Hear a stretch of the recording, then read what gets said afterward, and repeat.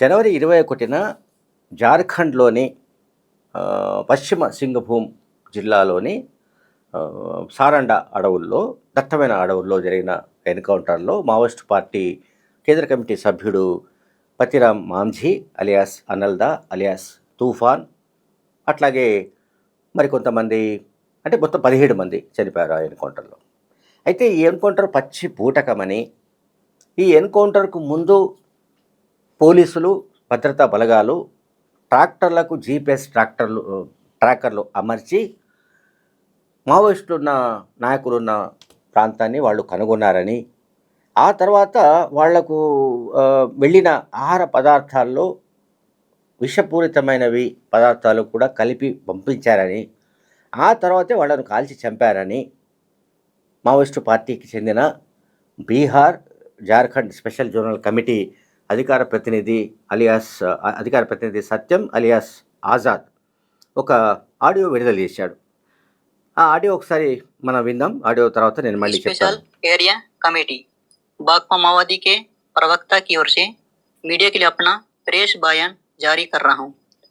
मालूम हो कि सीआरपीएफ के डीजी ज्ञेंद्र प्रताप सिंह द्वारा 20 जनवरी 2026 को सरांडा के माओवादियों पर निर्णायक प्रहार करने की घोषणा के साथ ही 21 जनवरी 2026 से लगातार सरांडा जंगल के बलीबा, त्रिलपोसी और दिग्गा गांव और बाबूडेरा के बीच के जंगल क्षेत्रों में सेना के 2-3 गनशिप हेलीकॉप्टर से अवैध, असावैधानिक और अघोषित रूप से हवाई हमले के तहत प्रतिदिन घंटों भर अंधाधुंध गोलीबारी की जा रही है। कमेटी इस अवैध व अघोषित हवाई हमले की तीव्र विरोध करती है। जंगल के गांवों की जनता को सूचना दिए बिना अचानक हवाई हमले व अंधाधुंध गोलीबारी से वनग्राम के आदिवासी दहशत में है। कहीं वनग्राम के लोग तो डर से गांव छोड़कर भाग रहे हैं। दूसरी तरफ डीजी द्वारा इस निर्णायक प्रहार करने की घोषणा किए जाने के बाद ही दिनांक 22 जनवरी 2026 को कोबरा 209 झारखंड जगुआर और जिला पुलिस बल के संयुक्त दल द्वारा छोटानागरा थाना अंतर्गत सरांडा के बहादा और कुमडी गांव के बीच जंगल में ठहरे हुए हमारे 20 सदस्य एक दल के साथियों के ऊपर एक सुनियोजित साजिश के तहत जीपीएस ट्रैकर भेजकर ट्रैप करके वो या तो खाद्य सामग्री में जहर डालकर फंसा करके उस दल के ऊपर हमला किया गया। और रजी मुठभेड़ में हमारे केंद्रीय कमेटी सदस्य व Bihar Jharkhand special area committee के सचिव कॉमरेड पतिराम मांझी उर्फ फंडाल उर्फ रमेश और ओडिशा राज्य कमेटी सदस्य कॉमरेड लालचंद एम्ब्राम उर्फ अनमोल उर्फ सुशांत सहित 17 साथियों को प्रजी मुठभेड़ में हत्या की गई है और बाकी बचे साथियों को भी एक एक करके हत्या की जा रही है। मैं इस जघन्य कायरता व बर्बरतापूर्ण हत्या लीला की तीव्र निंदा व भर्त्सना करता हूँ। साथ ही मैं इन प्रिय 17 शहीद साथियों को सत सत लाल सलाम पेश करते हुए రైట్. అయితే ఇప్పుడు మనము ఈ audio Bihar Jharkhand special zonal కమిటీకి చెందిన మావోయిస్ట్ పార్టీ అధికార ప్రతినిధిగా చెప్పుకున్న సత్యం అలియాస్ ఆజాద్ విడుదల చేసిన ఆడియో ఇది. ఈ ఆడియో వైరల్ అవుతుంది. ఈ ఆడియోలో అతను సత్యం ఏం చెప్తున్నాడంటే, అక్కడ గగనతలంపై దాడులు జరుగుతున్నాయి, అంటే ఆకాశం నుంచి డైరెక్ట్గా వైమానిక దళాలు, అంటే ఎయిర్ ఫోర్స్ సంబంధించిన దళాలు, భారత సైన్యం పెద్ద ఎత్తున బాంబులతో దాడులు చేస్తోంది. ఈ బాంబులతో దాడులు చేస్తున్న కారణంగా పలు ప్రాంతాల్లో, అంటే ఈ సారండా ప్రాంతాల్లో ఉన్న గ్రామాలకు సంబంధించిన వాళ్ళు ప్రాణాలు అరచేతిలో పెట్టుకొని వాళ్ళు అక్కడి నుంచి వెళ్ళిపోతున్నారు. ఇటువంటి పరిస్థితి నెలకొందని అతను చెప్పాడు. అండ్ ఇదివరకు ఎన్నడూ లేని విధంగా పెద్ద ఎత్తున దాడులకు పూనుకుంటున్నట్టుగా కూడా ఆయన చెప్పాడు. అంటే సారండ అనేది చాలా నిజానికి దట్టమైన అటవీ ప్రాంతంగా పోలీసులు చెప్తున్నారు. సో, ఆ దట్టమైన అడవులు, కొండలు ఉన్న ప్రాంతాన్ని సురక్షిత ప్రాంతంగా, సురక్షితమైనదిగా భావించిన మావోయిస్టులు అక్కడ ఒక స్థావరాన్ని ఏర్పాటు చేసుకున్నట్టుగా పోలీసులు కనుక్కున్నారు.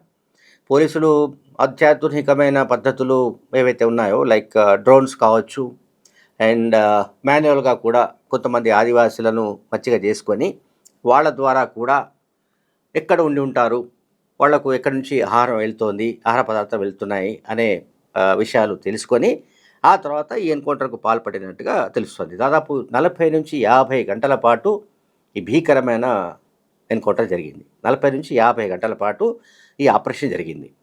ఈ ఆపరేషన్లో పోలీసుల వైపు అంటే భద్రతా బలగాల వైపు ఎటువంటి నష్టం జరగలేదు. ప్రాణ నష్టం జరిగిందంతా కూడా మావోయిస్టుల వైపే. 17 మంది చనిపోయారు. అందులో నేను చెప్పాను కదా సీసీ సభ్యుడు పతిరామ్ మాంఝీ అలియాస్ అనల్దా కూడా ఉన్నాడు. అయితే అక్కడ 65 నుంచి 70 మంది దాకా ఉన్నారని ఓవైపు జార్ఖండ్ డీజీపీ కూడా చెప్పాడు. అంటే అటువంటి అనుమానాన్ని వ్యక్తం చేశాడు. ఆ పర్టికులర్ జోన్ ఏదైతే ఉందో అంటే ఎన్కౌంటర్ ప్రదేశం ఎక్కడైతే ఉందో అది దట్టమైన అడవులు, కొండలు ఉన్న కారణంగా దుర్భేద్యమైన ప్రాంతంగా భావించిన మావోయిస్టులు దాన్ని తమ సురక్షితమైన అంటే సేఫ్ జోన్గా, షెల్టర్ జోన్గా ఆ ప్రాంతాన్ని, ఆ ఫారెస్ట్ ఏరియా ప్రాంతాన్ని వాడుకుంటున్నట్టుగా జార్ఖండ్ డీజీపీ మీడియాకు చెప్పారు. అండ్ మీడియాకి చెప్పినప్పుడు ఆయన నంబర్ కూడా ఎంత చెప్పారంటే ఆల్మోస్ట్ అంటే ఎన్కౌంటర్ తర్వాత డీజీపీ సంఘటన స్థలాన్ని కూడా సందర్శించారు. అక్కడ ఆల్మోస్ట్ ఒక 65 నుంచి 70 మంది ఉండే అవకాశం ఉండవచ్చు అని అన్నాడు ఆయన. అయితే ఈ మావోయిస్టు ప్రతినిధి ఆజాద్ చెబుతున్న దాని ప్రకారం అక్కడ 20 మంది అని చెప్తున్నాడు. అంటే 20 మంది ఇన్ ద సెన్స్ 20 మంది దళం ఉంది, అంటే మావోయిస్టులు ఉన్నారు, వాళ్ళపైన కాల్పులు జరిపారు, 17 మందిని చంపేశారు, హత్య చేశారు, మిగతా ముగ్గురిని కూడా వాళ్ళు అదుపులో ఉంచుకున్నారని చెప్తున్నారు. సరే, ఆ మిగతా ముగ్గురు ఎవరన్నది తేలవలసి ఉంది. ఆ మిగతా ముగ్గురు కూడా ఆ పార్టీకి సంబంధించిన ముఖ్యులా కాదా అన్నది తేలాల్సి ఉంది. ఎందుకంటే ఇప్పుడు ఆ పార్టీలో ఆల్మోస్ట్ అందరూ కూడా చాలామంది లొంగిపోయారు. చాలామంది సెంట్రల్ కమిటీ, రాష్ట్ర కమిటీ, స్పెషల్ జోనల్ కమిటీలకు సంబంధించిన వాళ్ళందరూ కూడా ఆల్మోస్ట్ లొంగిపోవడము లేదా ఎన్కౌంటర్ చనిపోవడము జరిగింది.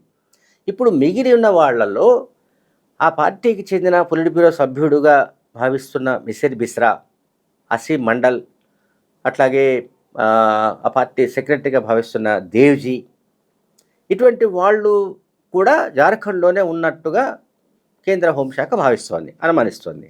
ఎందుకంటే జార్ఖండ్ మినహా మరే ప్రాంతం కూడా సో షెల్టర్గా వాడే పరిస్థితి వాళ్ళకు లేదు కనుక, అన్ని వైపుల నుంచి బలగాలు చుట్టుముట్టాయి కనుక వాళ్ళు ఛత్తీస్గఢ్ ఉండడానికి వీల్లేదు, తెలంగాణ రావడానికి వీల్లేదు, ఆంధ్రప్రదేశ్ పోవడానికి వీల్లేదు. ఇక మిగిలింది ఏమిటంటే జార్ఖండ్ ఒకటే, బీహార్ జార్ఖండ్ సరిహద్దులు అంటాం మనం. అంటే ఇప్పుడు ఎన్కౌంటర్ జరిగిన ప్రదేశం కూడా ఒడిశా అండ్ జార్ఖండ్ బార్డర్లో ఉంటుంది. ఈ రెండు రాష్ట్రాల సరిహద్దులు ఉంటుంది సారండ అడవులు అనేది. సో సారండ అడవుల్లోకి వీళ్ళు ఎందుకు వచ్చారు, ఎందుకు వీళ్ళు షెల్టర్ తీసుకున్నారు, ఎన్ని రోజులుగా అక్కడ ఉన్నారనే దానికి సంబంధించి కూడా ఇంకా పూర్తి సమాచారం అందాల్సి ఉంది. అయితే వాళ్ళు ఏదైనా ఆయుధాల లూటీ కోసం వచ్చారా అనేది ఒక అనుమానం ఉంది పోలీసులకు. లేదు అంటే మరేదైనా అంటే నిధులకు సంబంధించిన వ్యవహారంలో అక్కడ అంటే చుట్టుపక్కల ఒడిశా జార్ఖండ్ సరిహద్దుల్లో ఎక్కువగా మైనింగ్ కార్యకలాపాలు ఉన్నాయి. సో అటువంటి వాళ్ళ దగ్గర జనరల్గా మావోయిస్ట్ పార్టీ లెవీ వసూలు చేస్తూ ఉంటుంది. అట్లా లెవీ వసూలు చేసుకోవడానికి ఏమైనా వచ్చారా? సో దీనికి సంబంధించి పూర్తి వివరాలు రావాల్సి ఉంది. సో ఈలోగా ఎన్కౌంటర్ జరిగింది, మావోయిస్ట్ పార్టీ భారీ మూల్యం చెల్లించుకున్నట్టుగా కనబడుతోంది. అండ్ ఇప్పుడు మావోయిస్టు పార్టీ ప్రతినిధి సత్యం అలియాస్ ఆజాద్ చెబుతున్నదే నిజమైతే, అంటే గగనతలం నుంచి దాడులు జరుగుతున్నాయనేది నిజమైతే దీన్ని తీవ్రంగా పరిగణించాల్సిన అంశంగా కూడా కనబడుతోంది. ఎందుకంటే హెలికాప్టర్స్ నుంచి లేకుంటే వాయుసేన నుంచి, మన ఇండియన్ ఆర్మీ నుంచి కనుక పైనుంచి బాంబుల దాడి కనుక జరిపితే కింద ఆ అడవుల్లో ఉండే సామాన్య ప్రజలు కూడా మావోయిస్టులతో పాటు చనిపోయే అవకాశం ఉంది. సో ఇది ఎంతవరకు నిజం ఏమిటి అన్న దానిపైన కూడా చర్చ జరుగుతోంది.